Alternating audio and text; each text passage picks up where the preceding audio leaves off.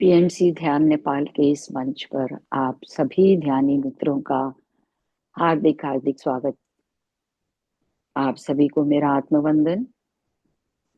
अपने प्रिय गुरु ब्रह्म ऋषि पितामह बद्री जी, महाअवतार बाबा जी और सभी के सदगुरु आध्यात्मिक और आराध्य गुरुओं को साष्टांग नमन करते हुए आज का सत्र आरंभ करेंगे। और आज हम सभी रीता जी के साथ ध्यान भी करेंगे और फिर से फकीर जो बुक चल रही है उस स्वाध्याय करवा रही हैं, उसको उस श्रृंखला को आगे बढ़ाते हुए। तो रीता जी, मैं आपको आमंत्रित करती हूँ। आप म्यूट कर लीजिए, अनम्यूट कर लीजिए, सॉरी, आपको होस्ट हैं। जी जी जी। थैंक यू संतोष जी, मुझे ये अपॉर्चुनिटी फिर से देने के लिए। और बहुत बहुत धन्यवाद है आपका। जी रीता जी, प्लीज। और सभी साधकों को मेरा प्रेम भरा आत्मवंदन।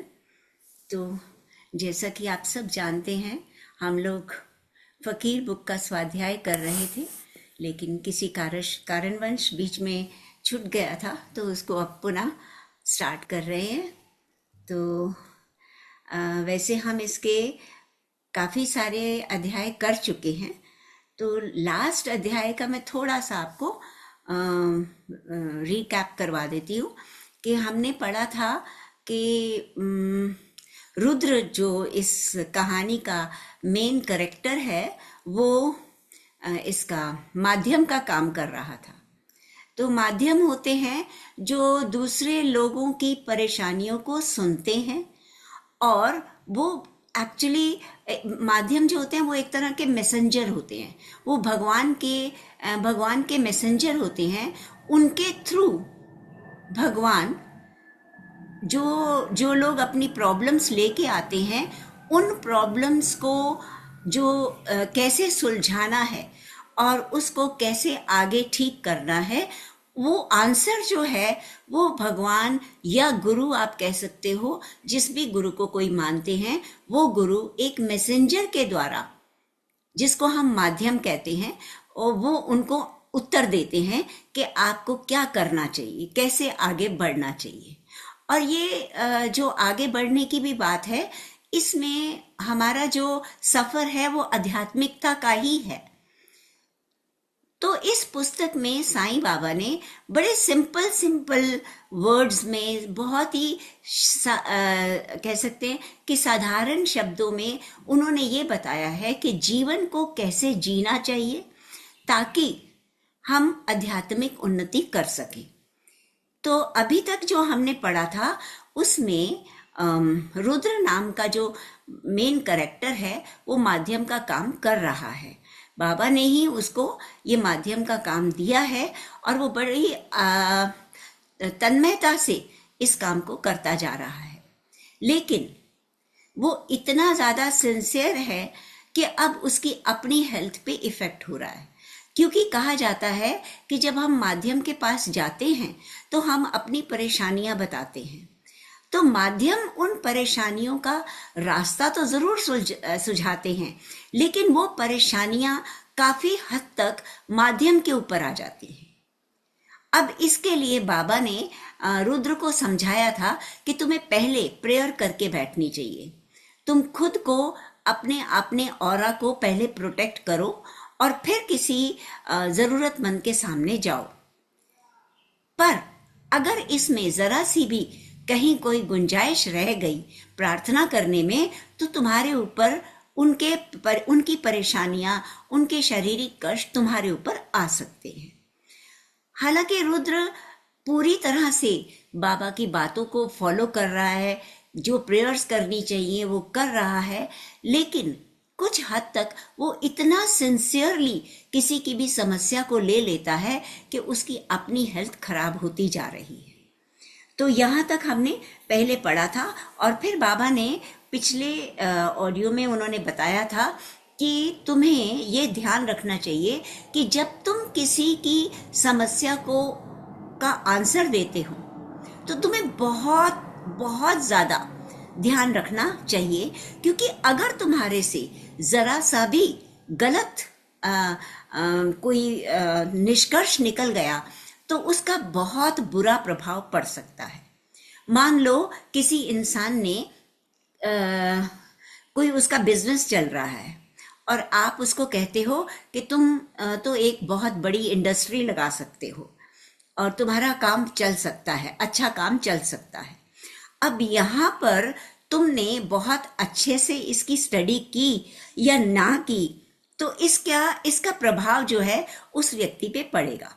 यदि तुम इसको किसी को कहते हो, किसी बिजनेसमैन को कहते हो कि तुम एक कारखाना लगाओ, लेकिन उसकी कुंडली में पहले से ही है कि अगर उसका कारखाना लगा, अगर उसने कोई फैक्ट्री बनाई तो वो डूब जाएगी। अब अगर तुमने ये सोचे समझे बिना उसको ये सलाह दे दी तो वो इंडस्ट्री तो डूबेगी ही डूबेगी। मगर उस आदमी के बारे में सोचो कि जिसका पहला बिजनेस अच्छा भला चल रहा था, चाहे खूब पैसा नहीं था लेकिन वो अच्छी इज्जत से रह रहा था, वो तो बंद हो गया।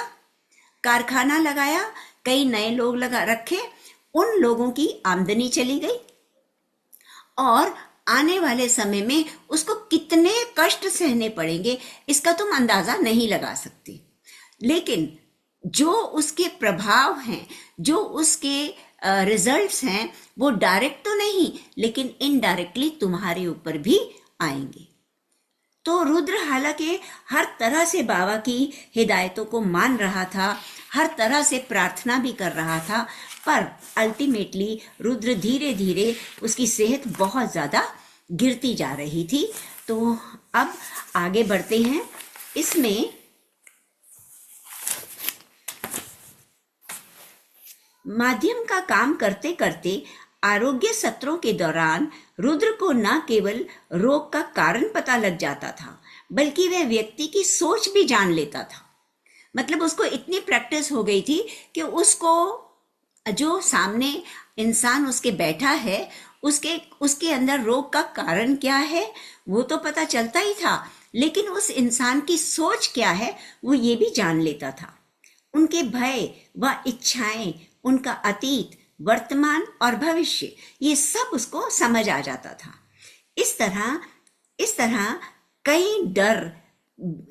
कई लोग डर भी जाते थे और दिन ब दिन लोगों की भीड़ बढ़ने लगी। ये कहना गलत होगा कि उन सबको फायदा हुआ और ये कहना भी गलत होगा कि उसकी सारी भविष्यवाणी सही निकली। तो ऐसा नहीं है कि उसकी हर भविष्यवाणी सही निकली हो, लेकिन काफी हद तक वो समझ जाता था और सही फैसला देता था।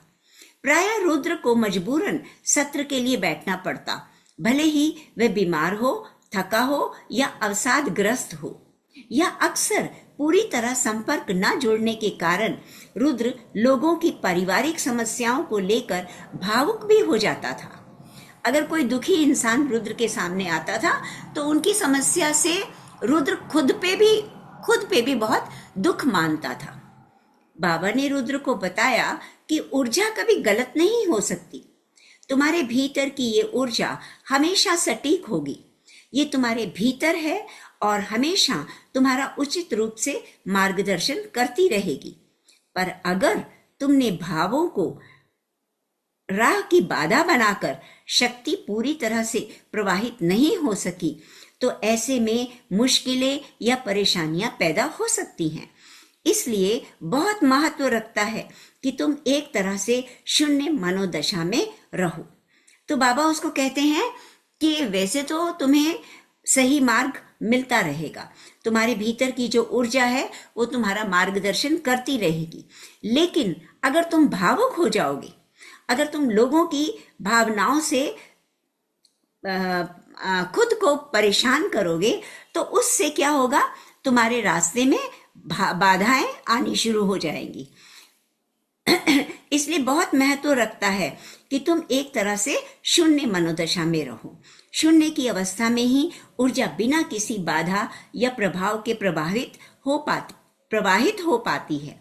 बाधा आने से संवेदनशील ऊर्जा तुम्हें ऐसी छवियां दिखाएगी जो गलत हो सकती हैं और तुम इसी स्रोत के आधार पर गलत जानकारी दोगे। तो वो कहते हैं तुम्हें भावुक नहीं होना। अपनी भावनाओं पे कंट्रोल रखना है। अगर तुम भावुक हो जाओगे तो हो सकता है कि ऊर्जा में कुछ बाधा आ जाए और तुम्हारा जो फैसला है, जो तुम्हारी कैलकुलेशंस है, उसमें गलतियां हो सकती हैं। फेट और हेट, फेट किस्मत और हेट माने नफरत। ये कहते हैं कि ये शब्द, जो दो शब्द हैं, इसमें सिर्फ एक ही लेटर का डिफरेंस है। फेट एफ से शुरू होता है, एफ फॉर फॉरेन, और हेट एच से, एच फॉर हिमालय। केवल जरा सा ही अंतर है, पर इसे तुम आकाश और पाताल, जमीन और आसमान का अंतर कह सकते हो। ये तुम शून्य अवस्था में नहीं हो। यदि तुम शून्य अवस्था में नहीं हो तो ऊर्जा के साथ छेड़छाड़ होगी और उन पलों में भूल हो सकती है।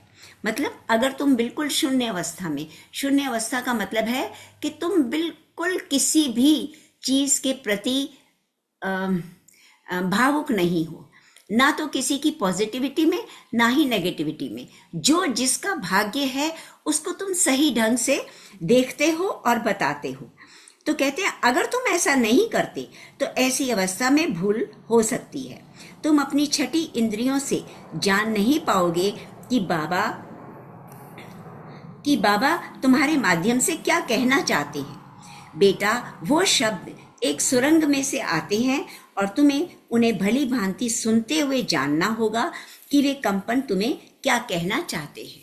जैसा मैंने अभी पहले बताया कि जब माध्यम बैठता है तो वो प्रभु के या गुरु के शरणागति होकर बैठता है, प्रार्थना करके बैठता है कि मेरे अंदर आपकी ऊर्जा प्रवाहित हो और जो भी बोलना है वो मेरे थ्रू आप ही बोलेंगे।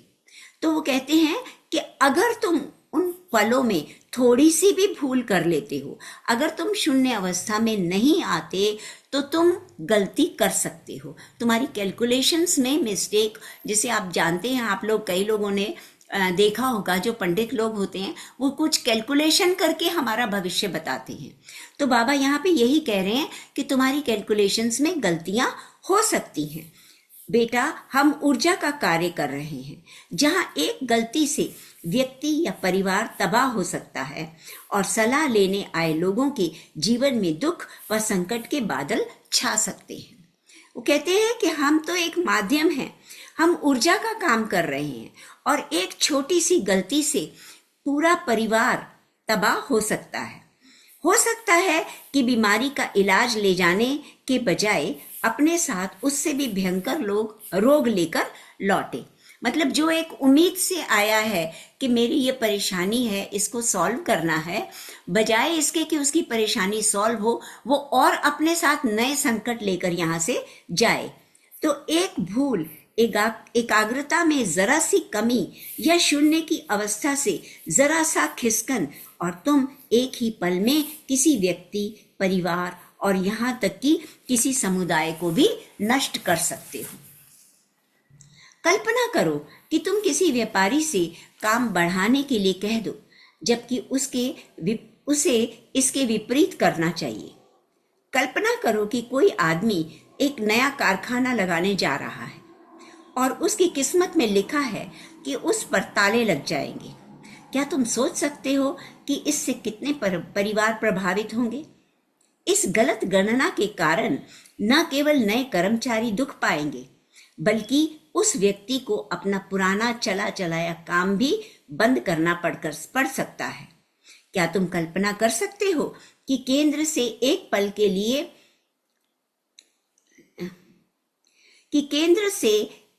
के लिए परे होना सैकड़ों परिवारों के दुख का कारण हो सकता है।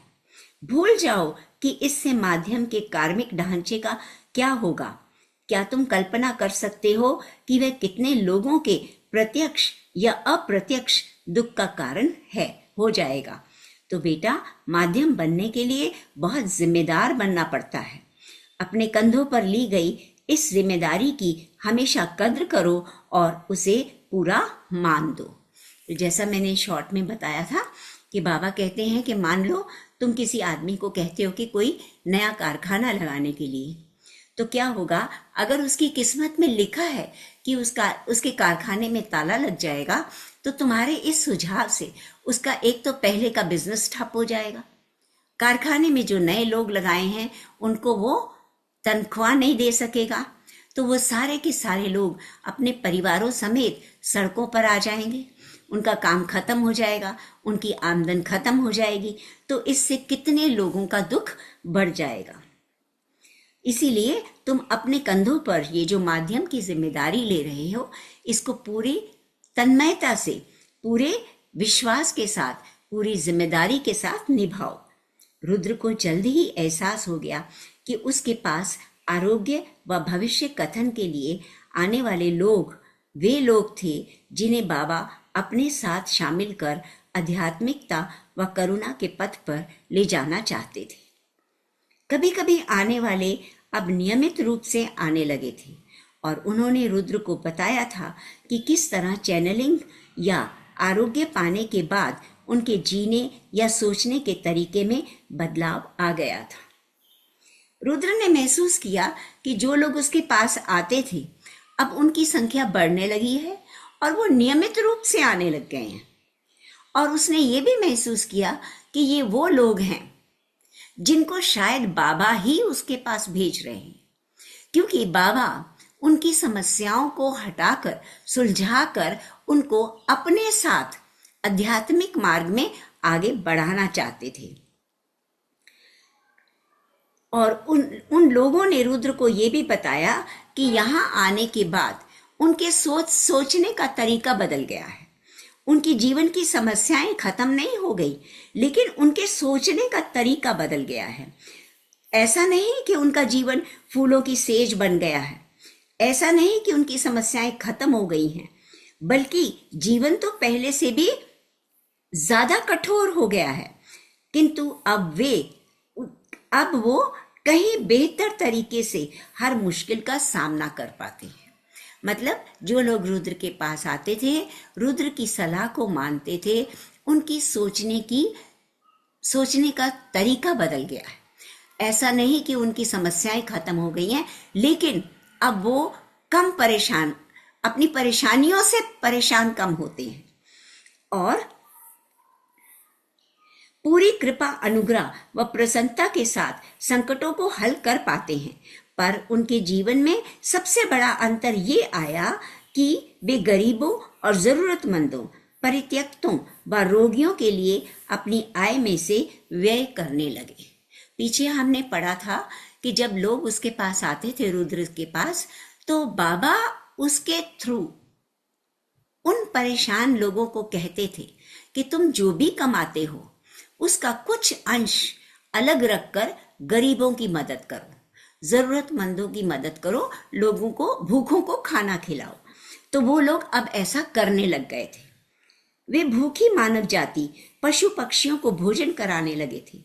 अनेक भले लोग जरूरतमंदों के लिए कपड़े, दवाएं, आश्रय, धन व नौकरियों का भी प्रबंध करने लगे थे। रुद्र को ये जानकर तो बहुत ही प्रसन्नता होती कि इससे गरीबों को मदद मिल रही थी और मदद करने वालों के कर्मों का निपटारा हो रहा था। इस दशा में हर ओर से लाभ ही लाभ था। लोगों को एहसास क्यों नहीं होता कि जब वे दान देते हैं या जरूरतमंदों की मदद करते हैं तो वे सबसे अधिक अपनी ही सहायता कर रहे होते हैं। जब आप गरीबों और जरूरतमंदों की मदद करते हो तो ब्रह्मांड आपकी 10 गुना अधिक मदद करता है। जैसा कि बाबा अक्सर कहते थे कि ईश्वर को तुम्हारी सहायता करने का एक कारण तो दो और ब्रह्मांड को यकीन तो दिलाओ कि तुम गरीबों और जरूरतमंदों को, भूखों को, परित्यक्तों को और रोगियों के लिए कुछ काम कर रहे हो।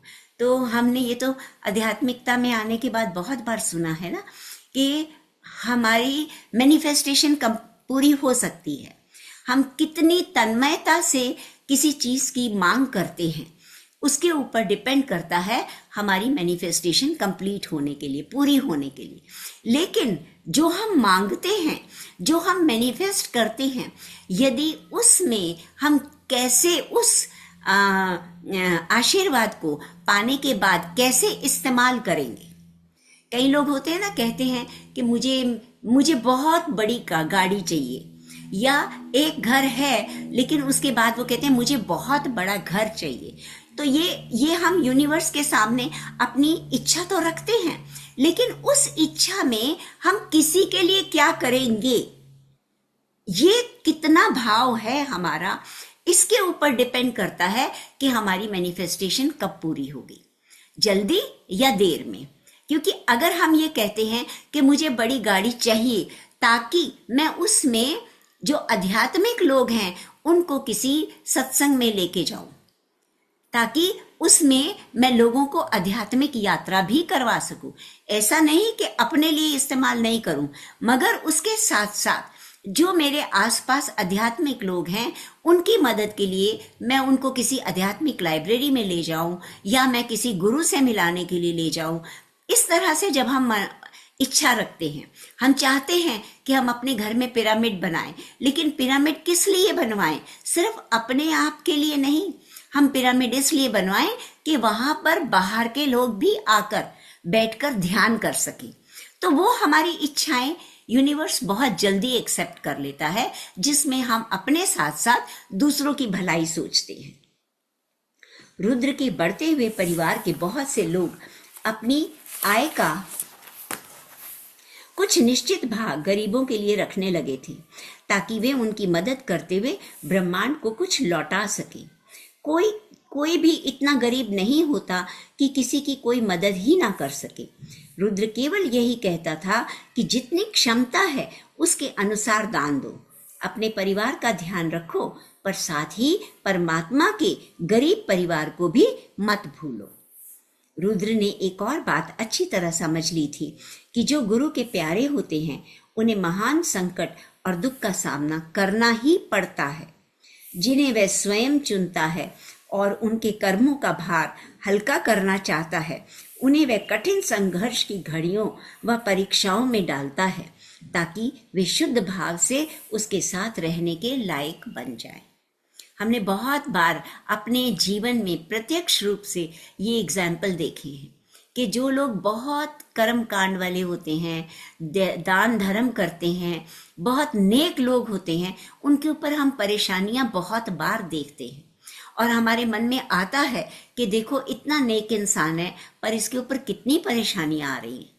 तो वो एक भगवान का वो भी एक तरीका है, किसी अपने प्यारे भक्त को वो जानबूझकर कठिनाइयां देते हैं ताकि इन कठिनाइयों से वो पार उठ सके और मेरे साथ रहने के काबिल बन सके। ये ईश्वर का ही अपना एक तरीका है। बाबा ने रुद्र को समझाया कि अपनी पाक कला से स्वर्ग को भी भयभीत कर देने वाले मेरे बच्चे, हकीकत तो यही है कि सोने को आग में जितना तपाएंगे वे उतना ही शुद्ध होता जाएगा। तुम किसी और तरीके से बेहतर गुणवत्ता का सोना पा ही नहीं सकते। तो पीछे हमने बहुत बार सुना था कि रुद्र बाबा के लिए चाय बनाया करता था और बाबा हमेशा उसकी चाय में कुछ ना कुछ कमियां ही बताते थे। तो यहाँ पर भी बाबा एक तरह से उसकी हंसी उड़ाते हुए कहते हैं कि ये जो तुम इतनी बढ़िया चाय बनाते हो जिससे स्वर्ग के लोग भी घबरा जाएं, तो मैं तुम्हें ये बता दूं कि सोने को जितना अधिक आग में तपाया जाए वो उतना ही पवित्र होता जाता है। उसी तरह से भगवान का जो प्यारा भक्त है उसको भगवान इतनी ज्यादा मुश्किलें देता है कि उन मुश्किलों से पार होकर ही वो भगवान तक पहुंच सकता है। अगर शुद्ध जल पीना है तो उबाले बिना उसकी अशुद्धियां कैसे दूर करोगे? मुझे पक्का यकीन है कि ये प्रक्रिया इतनी आरामदेह नहीं होती। हर चीज को शुद्ध व पवित्र होने के लिए अपनी अपनी आग से गुजरना ही पड़ता है। जरा कल्पना करो कि दो बच्चे जो धूल में खेल रहे हैं और दोनों ने खुद को चोट लगवा ली है। फिर एक बच्चे की माँ अपने बच्चे के घावों को पानी व साबुन से धोने के लिए एंटीसेप्टिक लगाती है।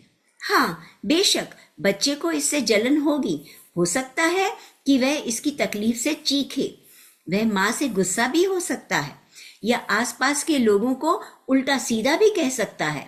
वहीं दूसरी ओर दूसरा लड़का अब भी धूल में खेल रहा है।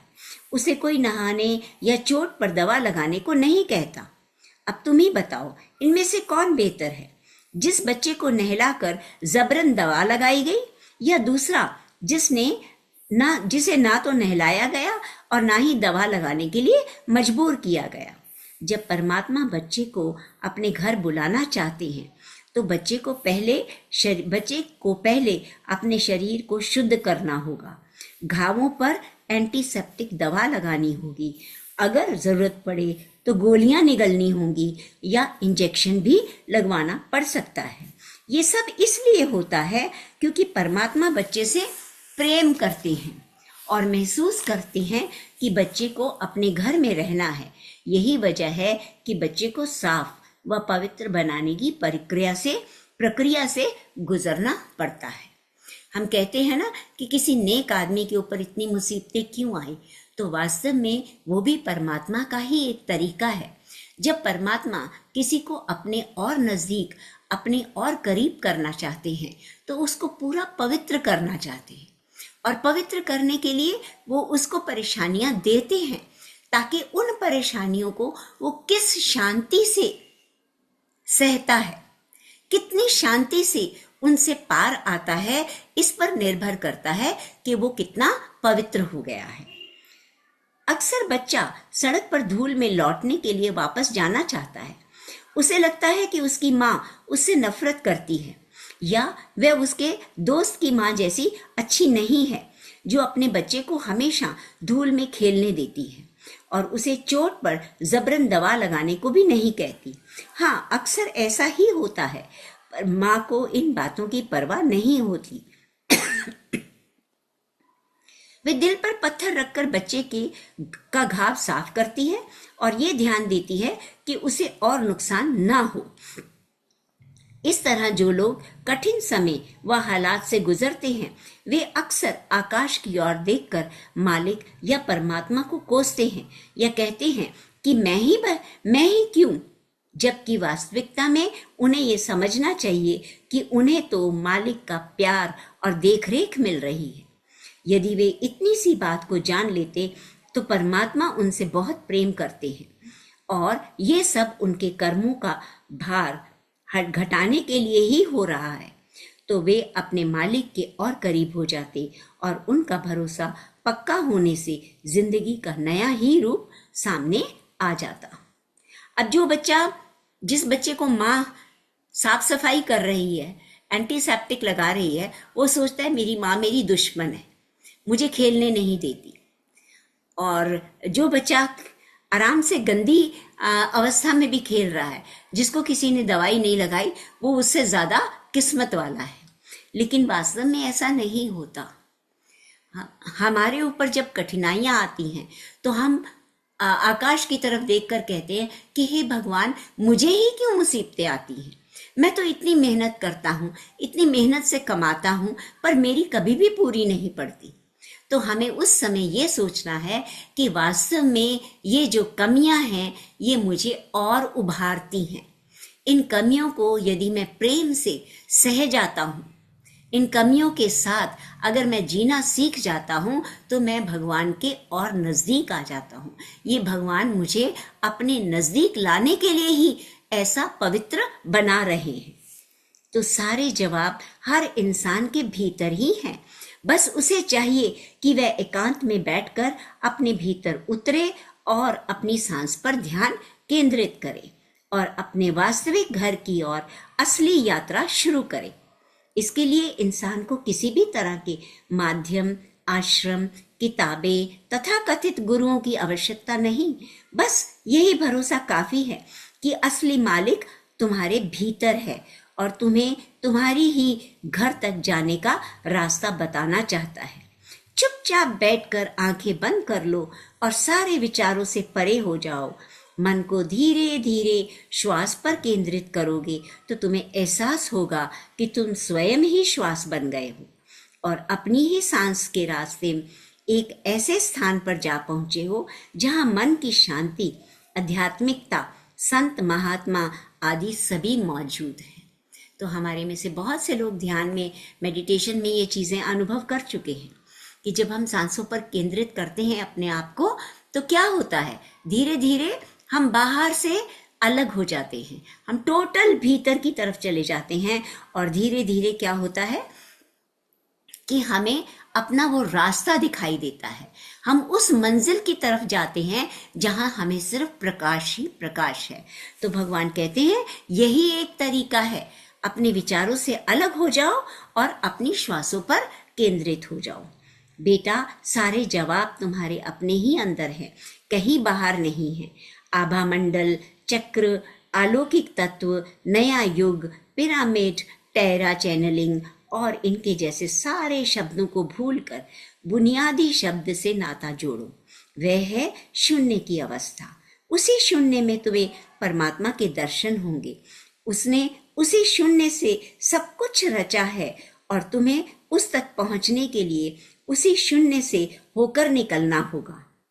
हमारे महान सर्जक ने ये सब इस तरह से रचा है कि हर वस्तु एक तरह की बेहूदी और भ्रमक चमक से घिरी है, जिसमें हम सभी उलझ कर रह जाते हैं और शून्य की अवस्था तक जाने में समय लग जाता है।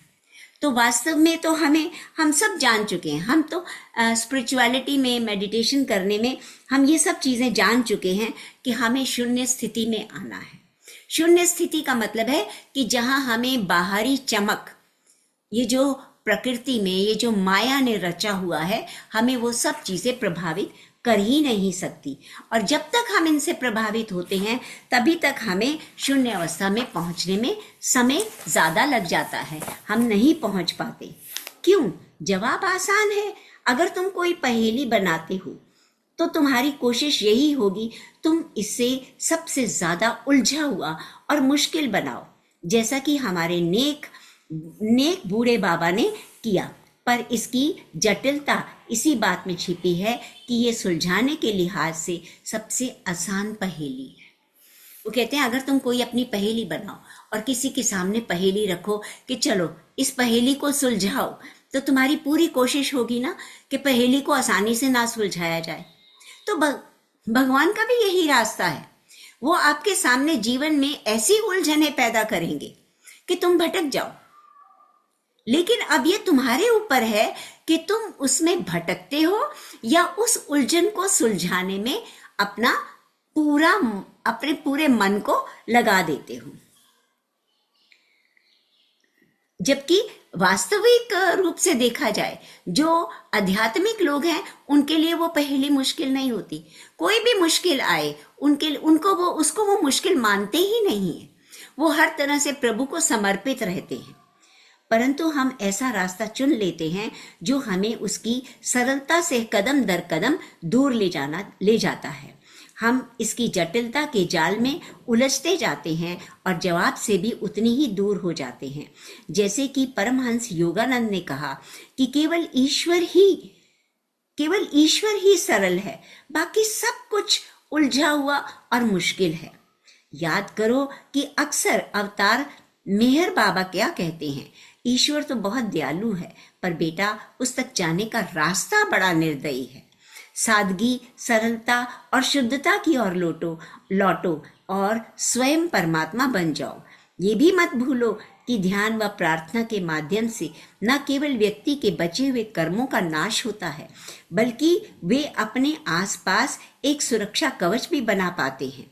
या तो प्रार्थना से उनके कष्ट दूर हो जाते हैं, और अगर नहीं होते तो प्रार्थना उन्हें अपने संकट का अनुकंपा, विनोदशीलता व सकारात्मक स्वीकृति के साथ सामना करने के लिए शक्ति, विवेक, प्रेम व करुणा प्रदान करती है। अगर व्यक्ति इस जीवन में कुछ करना ही चाहता है तो प्रार्थना इसका सबसे बेहतर विकल्प होगा। उसे पूरे सच्चे मन से ध्यान व प्रार्थना करनी चाहिए और सब पर दया का भाव रखते हुए दान देना चाहिए। प्रार्थना, ध्यान, सकारात्मक स्वीकृति के साथ ही वह अपने कर्मों का भार हल्का कर सकता है, कार्मिक ऋण का भुगतान कर और अपने परिवार की रक्षा कर सकता है। ईश्वर के प्रति पूरा समर्पण भाव उससे एकाकार होने का तरीका है। जितना दे सकते हो दो, जो भी दे सकते हो वो दो। हो सकता है कि गरीब इंसान धन से किसी की मदद ना कर सके, पर वह एक अच्छे और भले इंसान के तौर पर परिवार व दोस्तों की हर संभव सहायता तो कर सकता है। एक नेक इंसान बनकर भी आप अपनी ओर से परोपकार ही कर रहे हैं। तो जरूरी नहीं है कि हम धन से ही लोगों की मदद कर सकते। एक नेक इंसान बनकर किसी का भला करके, हम भला मतलब हम चाहे शब्दों से भला करें, चाहे हाथों से भला करें, चाहे समय से भला करें, तब भी हम एक परोपकार का ही काम कर रहे हैं। तो आज यहाँ तक ही। अब हम थोड़ा सा ध्यान कर लेंगे। तो मास्टर्स, आप सभी लोग ध्यान की अवस्था में आ जाए। आप सब ध्यान की स्थिति को जानते हैं, पूरी तरह से शांत। हाथों की उंगलियों को आपस में फंसा लें, पैरों को क्रॉस कर लें और प्रेम से, सहज भाव से अपनी पलकें बंद करके पूरा ध्यान भीतर की ओर ले जाएं। एकदम शांत अवस्था।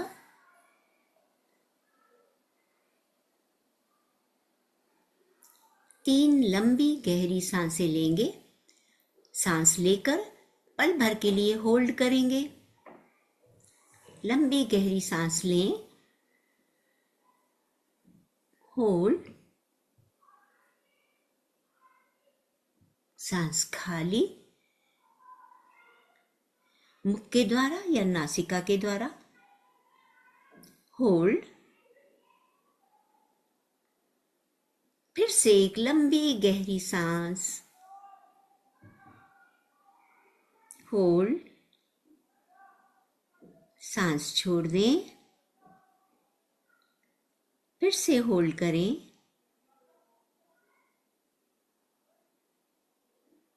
फिर से सांस लेंगे, होल्ड, सांस खाली कर देंगे, पल भर के लिए रोकें और धीरे धीरे अपनी सहज स्वाभाविक सांसों पर आ जाएं।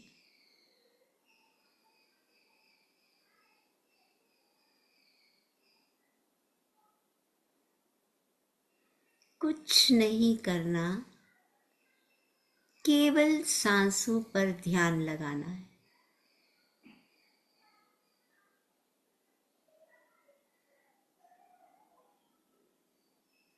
अंदर आती सांस,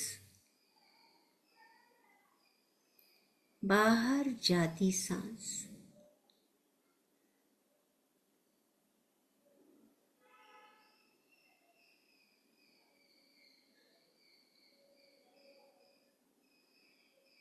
हर अंदर आती सांस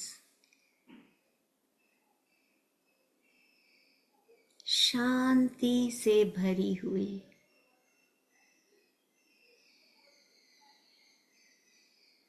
गोल्डन वाइट एनर्जी ब्रह्मरंध्र के द्वारा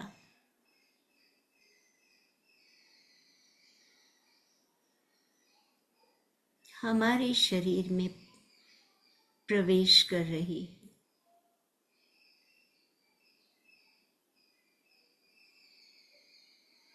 अनुभव करें, ये गोल्डन वाइट लाइट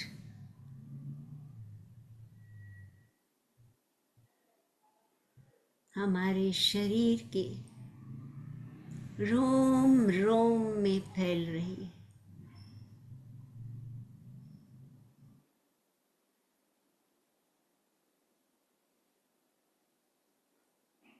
ध्यान की गहराई में जाने से पहले हम महाअवतार बाबा जी की चेतना और ब्रह्म ऋषि पत्री जी की चेतना का आवाहन करें।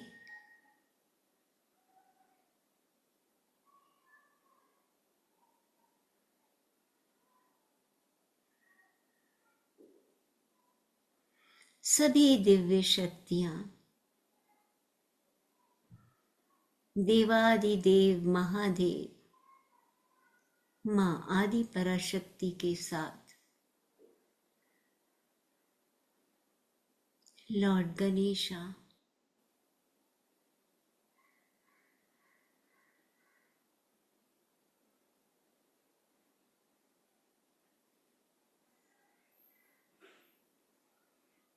लॉर्ड कृष्णा,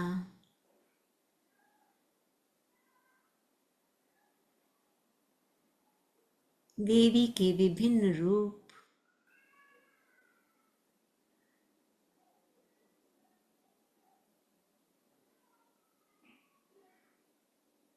हनुमान जी,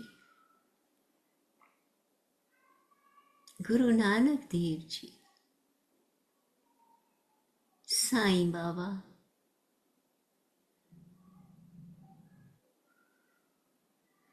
सभी हिमालयन योगी,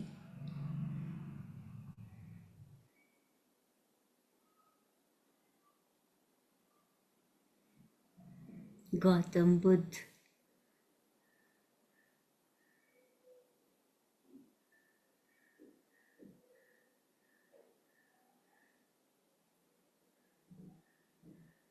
अनुभव करें ये सभी महान शक्तियां हमारे साथ जुड़ चुकी।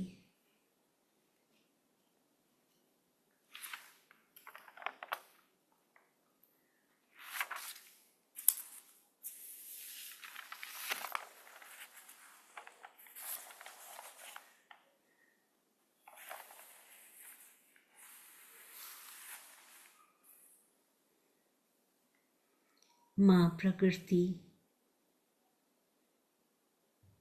मां वसुंधरा,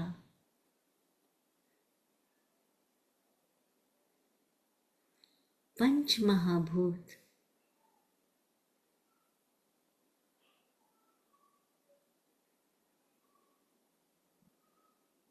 सबको ग्रेटिट्यूड दें,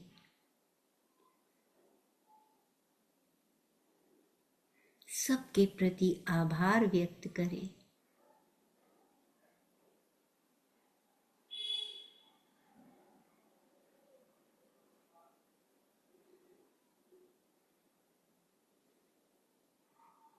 सभी हीलिंग मास्टर्स, धन्वंतरी जी, सुश्रुत जी, चरक, आर्कएंजल रफाइल और अपने स्पिरिट गाइड्स का आवाहन करें।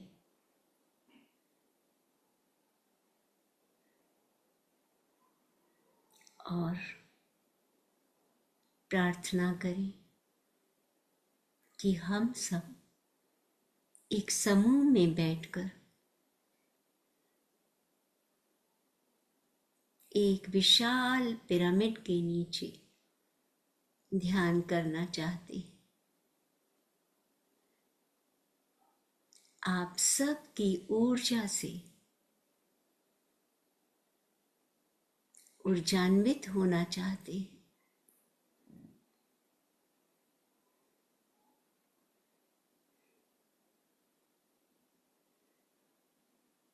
एक विशाल गोल्डन पिरामिड का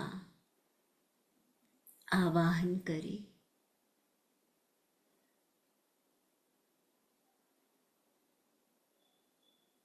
और देखें कि संकल्प करते ही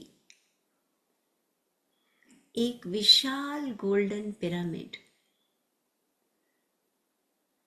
हमारे पूरे ग्रुप के ऊपर स्थापित हो चुका है।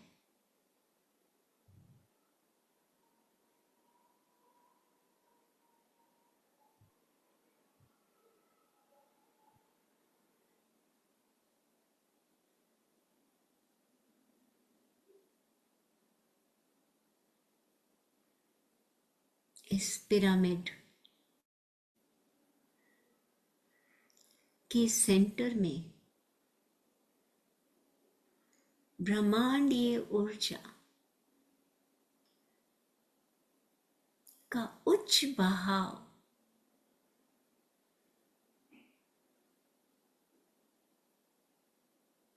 एक स्तंभ की तरह नीचे आ रहा है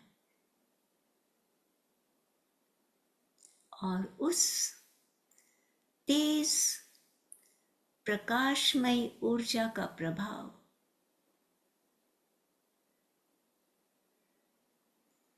पूरे पिरामिड में फैल रहा है।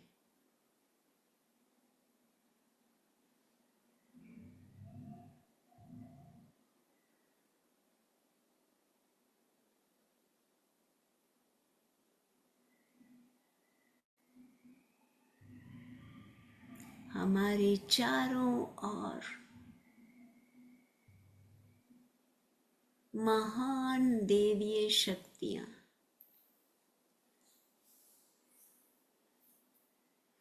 एंजल्स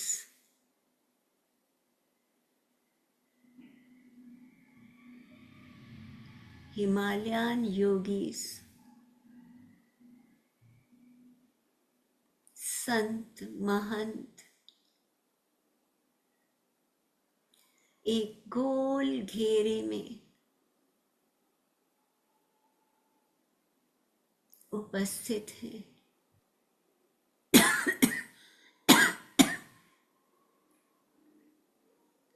उनकी ऊर्जा का बहाव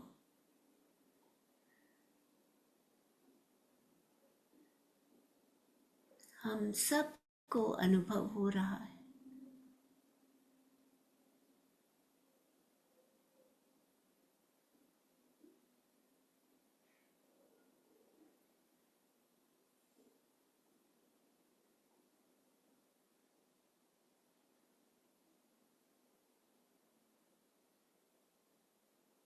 इस समय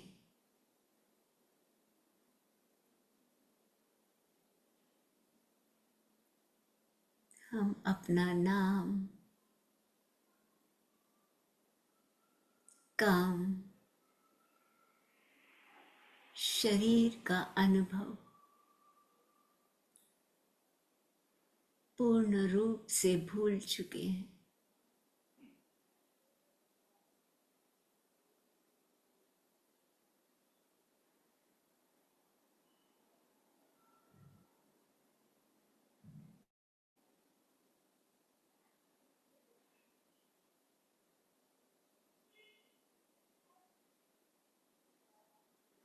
केवल एक दृढ़ संकल्प,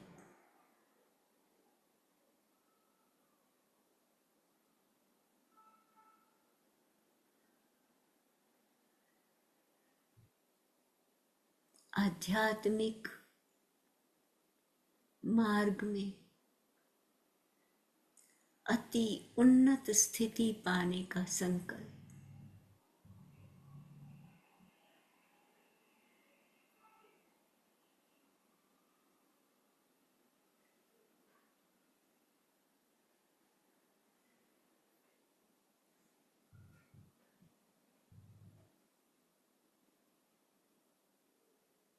मैं और मेरी सांसें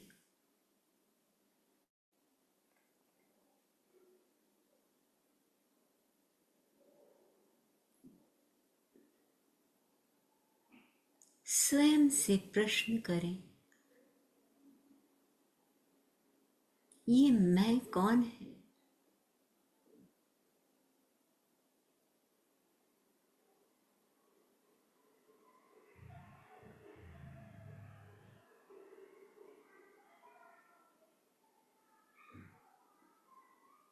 ये मैं ना तो शरीर है,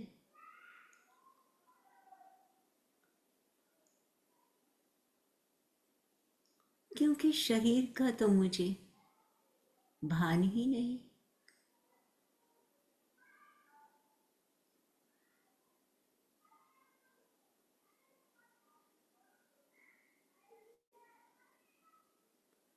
ये मैं विचार है,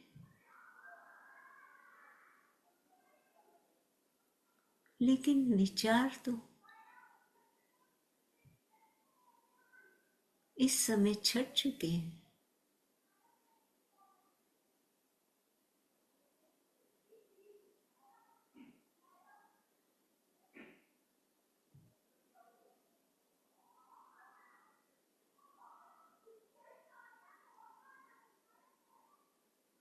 इस समय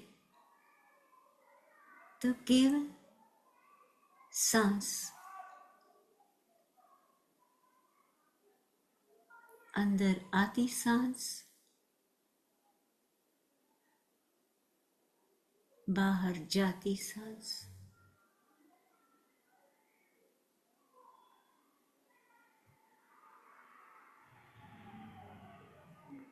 और इन सांसों का दृष्टा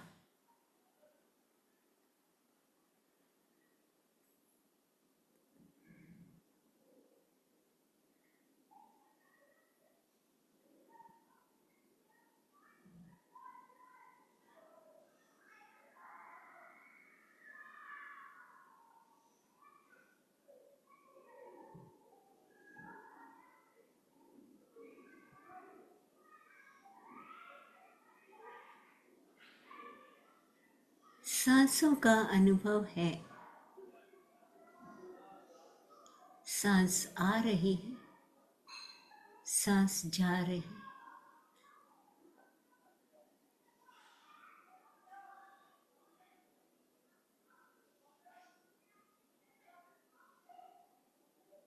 बिल्कुल वैसे ही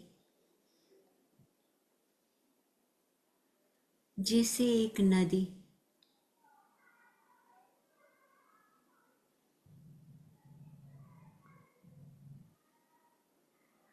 तेज गति से बहती जा रही है।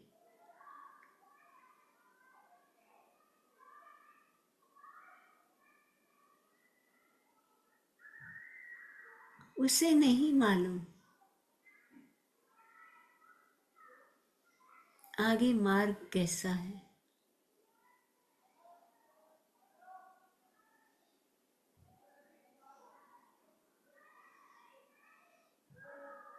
उसे नहीं चिंता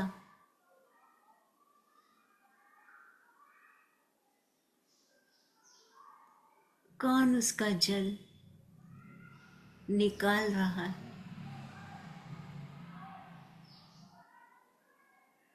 कौन उसके जल से खिलवाड़ कर रहा है।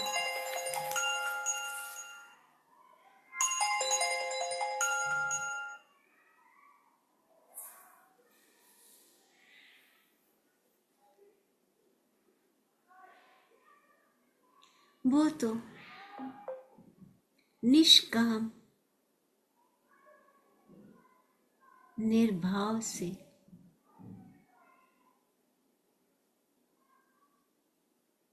चलती ही जा रही।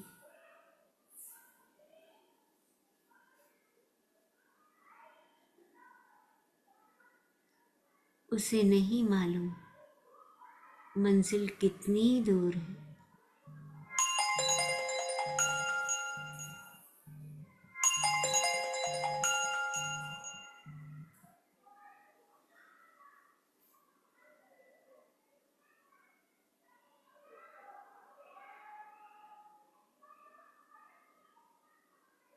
बड़े पत्थर, छोटे पत्थर, तंग रास्ता, खुला रास्ता,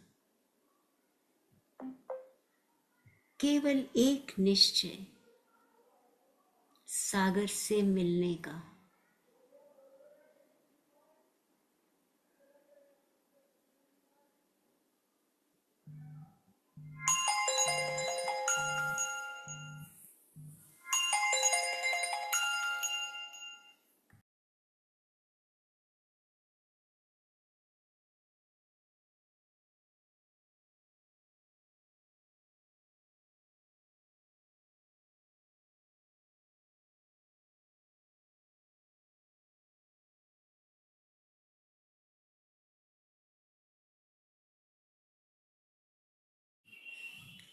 बिल्कुल शांत,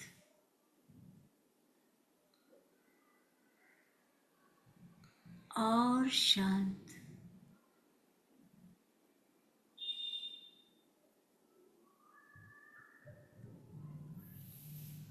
एक ही संकल्प,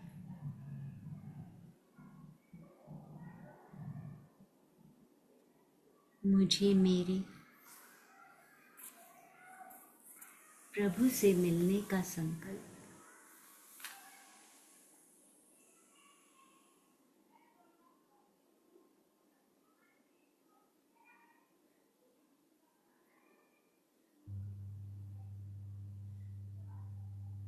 मैं स्वयं प्रभु की छवि हूँ।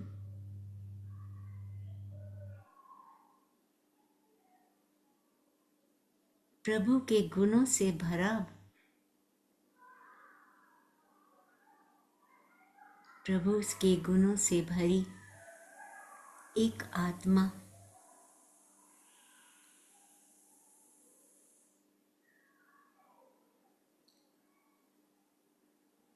कई जन्मों से भटकती हुई इस जन्म में अपनी मंजिल को पाने का संकल्प लिया है।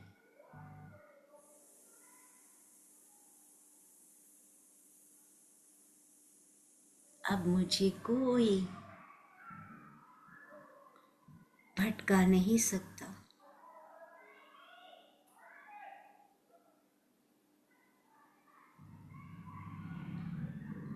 मुझे ज्ञात है,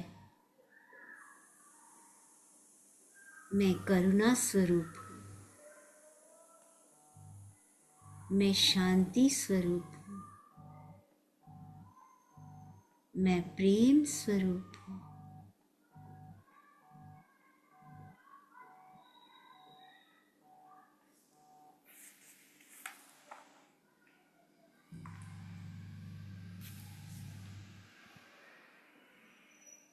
मेरे जीवन का एक ही लक्ष्य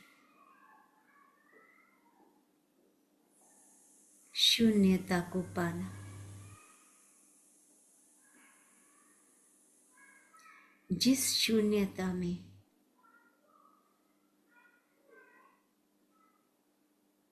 शांति, सहजता और आनंद की प्राप्ति होने वाली है।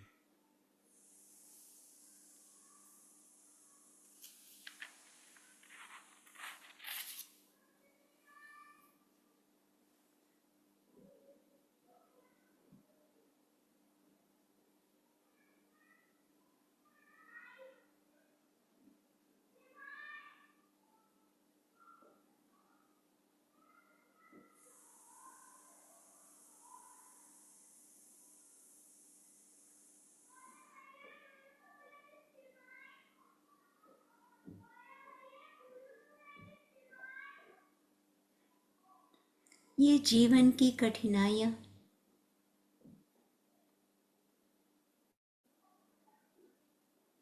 तो नदी के रास्ते में आने वाले पत्थरों के समान है। जब नदी उन पत्थरों को पार कर सकती है, तो मैं मनुष्य देह में इन कठिनाइयों से क्यों नहीं उभर सकता।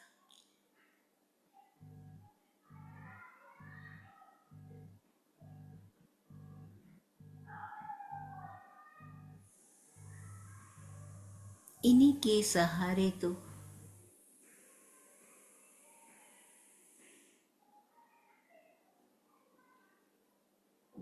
मैं अपने मार्ग को प्रकाशित कर पाऊंगी।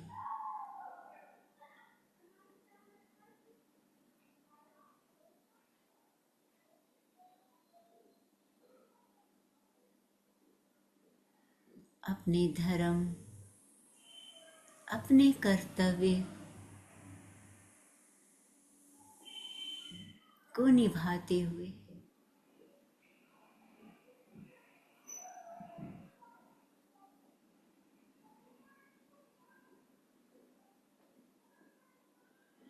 सहज भाव से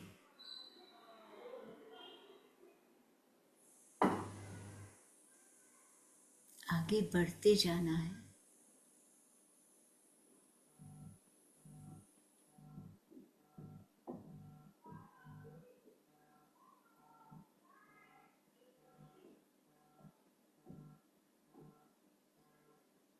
बाबा ने यही तो बताया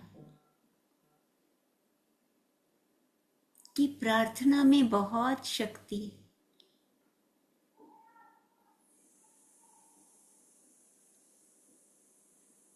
जो भी जिम्मेवारी ली है उस जिम्मेवारी को निभाते हुए अपने आसपास जरूरतमंदों की मदद करते हुए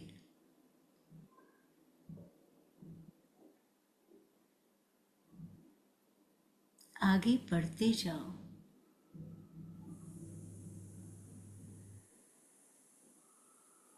मार्ग सहज होता जाएगा।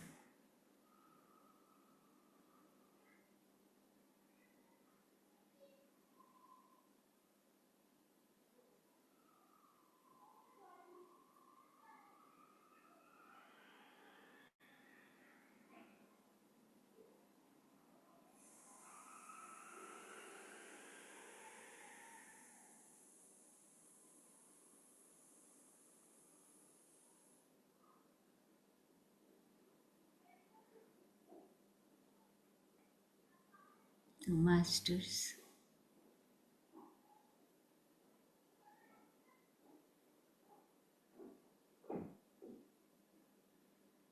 आध्यात्मिक सीढ़ी को चढ़ने का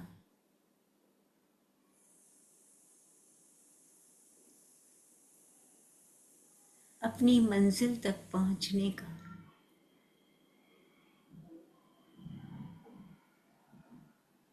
जो सहज कुंजी वो यही है कि अपने धर्म अपने कर्तव्य पूरे करते हुए समर्पण भाव में रहते हुए बिना फल की आशा के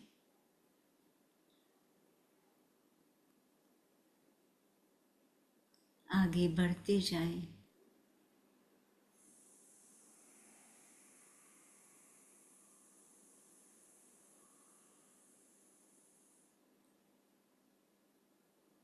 तो आध्यात्मिक टॉर्च स्वयं प्रकाशित होकर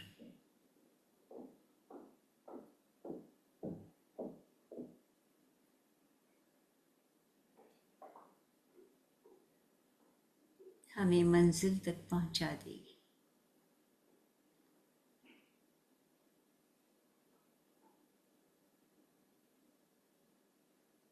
जो भी जिम्मेवारी जो भी कर्तव्य मिले उन्हें सहज और समर्पित भाव से पूरा करते जाओ।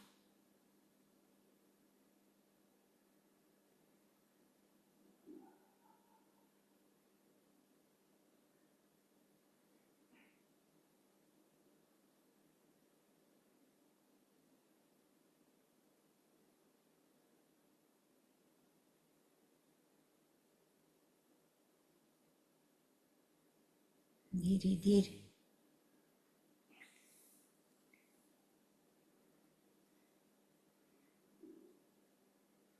सांसों की मदद से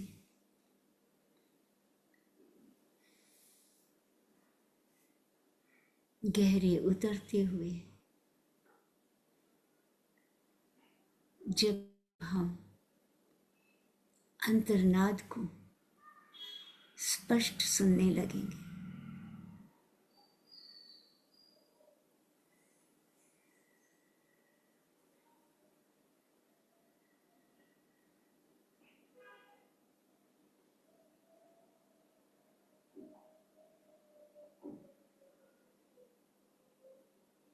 तो स्वयं अनुभव होने लगेगा।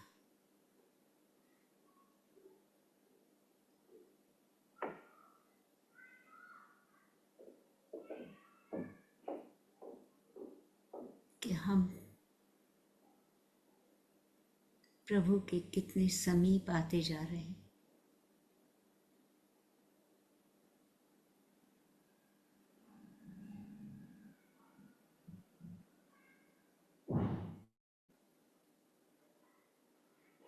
हमारी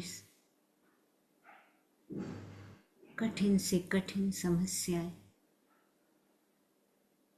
स्वयं सुलझती जाएंगी।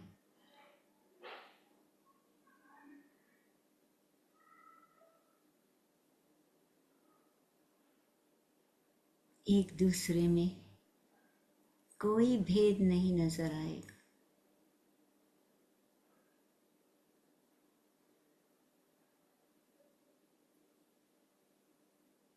सब में एक ही प्रकाश, एकत्व का भाव।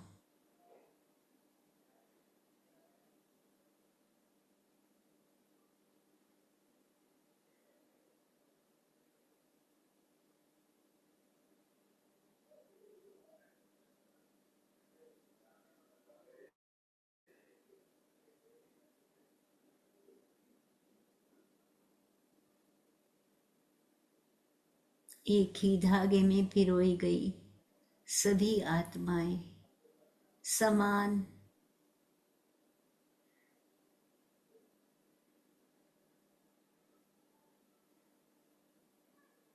सबका एक ही आधार।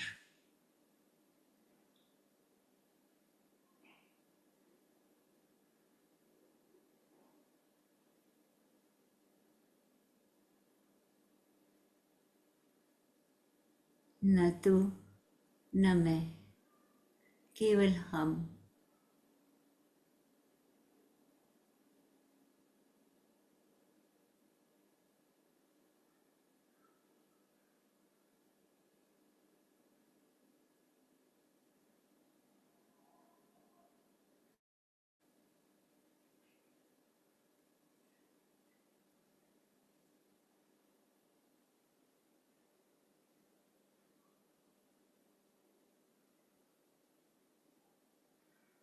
परमात्मा जिसने मनुष्य बनाया, सबसे अच्छा दिमाग दिया, सोचने समझने की शक्ति दी, वो यही चाहता है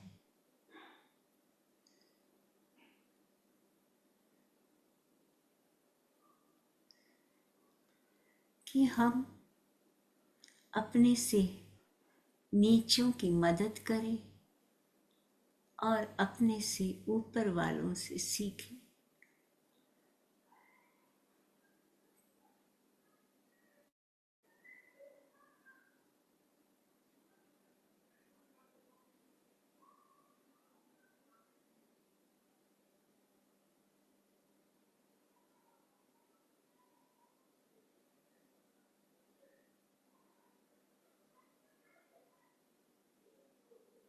अपने आत्मीय गुणों को पहचानें,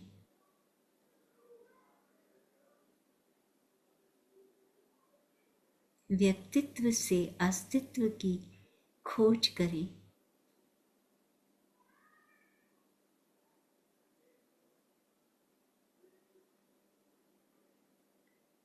परम शून्यता को पाने का उच्च संकल्प करें, ताकि हम परम शांति, सहजता और आनंद प्राप्ति का लक्ष्य पा सके।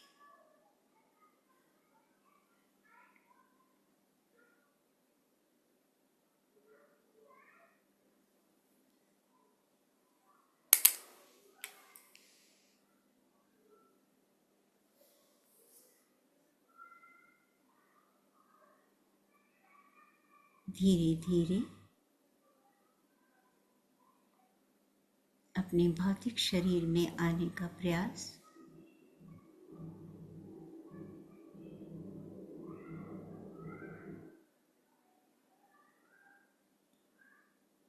अपने आसपास की ध्वनियों को सुने।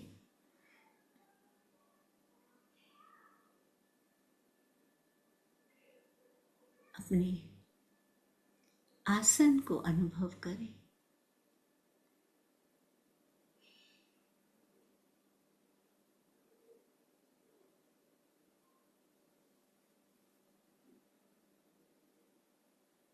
अपने हाथ पांव की उंगलियों को थोड़ा सा हिलाएं।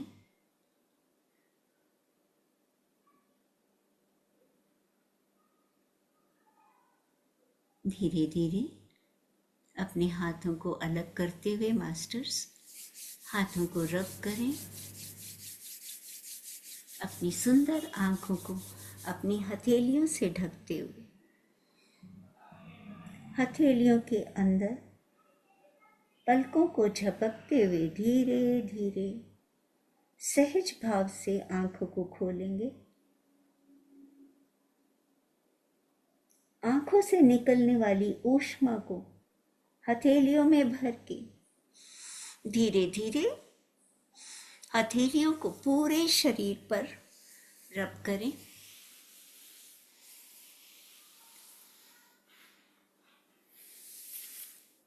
उन सभी दिव्य आत्माओं का धन्यवाद करें जिन्होंने अपनी ऊर्जा से हमें ध्यान करने में मदद की। उस पिरामिड को वापस पिरामिड लोक में भेजे। सभी दिव्य आत्माओं को अपने अपने लोकों में जाने की प्रार्थना करें।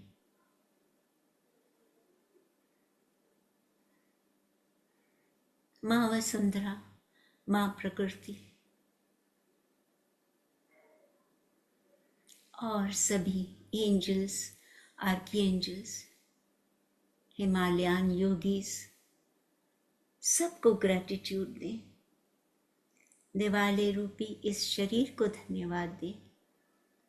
शरीर के एक एक अंग को ग्रैटिट्यूड दें।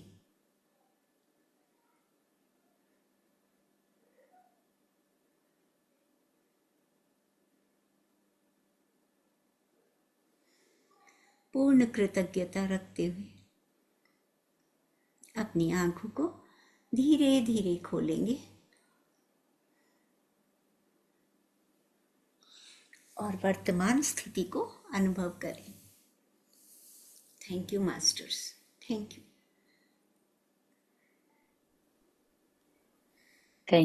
थैंक यू रीता जी, बहुत सुंदर ध्यान। Thank you. बहुत डीप। आंखें खोलने का अभी भी कोई मन नहीं था। Thank you Rita ji. Thank you जी, थैंक यू। आज आपका जादू चल ही गया। बहुत डीप मेडिटेशन था। मैंने कहा आज आपका जादू। आज मेरा बहुत अच्छा ध्यान लगा, बहुत अच्छा ध्यान लगा। इतना दिन के बाद मेरा भगवान से ध्यान लगा है, इतना ध्यान कि मैं तो आंख से आंसू बहे जा रही है, आंसू बहे जा रही है, आंसू नहीं रुक रही है मेरी एकदम। आज बहुत ही अच्छा मेरा ध्यान लगा। बहुत बहुत धन्यवाद। थैंक बहुत यू बहुत थैंक यू। बहुत बहुत सुंदर, बहुत Thank you. सुंदर। बहुत एक तो जी, बुक इतनी अच्छी है और दूसरी आपकी मधुर आवाज में बहुत बहुत अच्छा लगता है। जी, उसी में ही बह गए। मैं तो मिठास पहले है, से ही आंखें बंद थी, मिठास है, तो ध्यान और जब बहुत तक अच्छे से शुरू सुनाती करवाया, हैं आप। जब तक और डीप में। जी, बहुत सुंदर। आप रीता सबका जी बहुत धन्यवाद। अच्छा अच्छा आपकी ध्यान ऊर्जा कराया, है। बहुत धन्यवाद। Love you thank you ma'am, so love much, you love you. Thank you so thank you much. So much, बहुत अच्छा थैंक यू ध्यान लगा, मैम, बहुत थैंक अच्छा। You so much. मैं आप सबकी आभारी हूँ जो आपने मेरे साथ इतना समय लगाया और मुझे प्रेम पूर्वक सुना। Thank you so much. Thank you Santosh ji. बहुत अच्छी। Thank you Rita ji. पूरे ग्रुप की तरफ से आपका आभार। सबको लव यू राधे। रीता जी। जी जी।